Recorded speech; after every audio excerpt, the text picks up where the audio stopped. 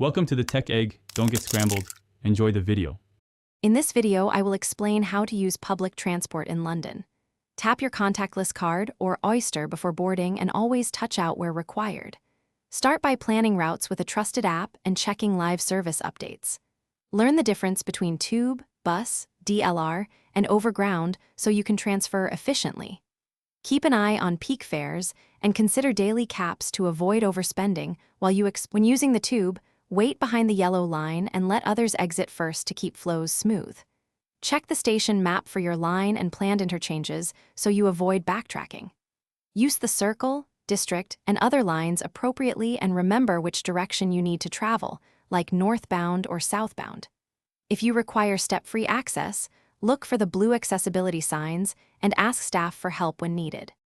On buses, always board at the front and tap in with your contactless or Oyster to register your fare. Buses do not give change, so avoid cash and use cards or Oyster to keep things quick. Make sure to press the stop button in good time to alert the driver and disembark safely. For trams, check the specific platform and tap in or show your valid ticket before boarding for a smooth ride. Thanks for watching. Consider subscribing if I helped unscramble your problems.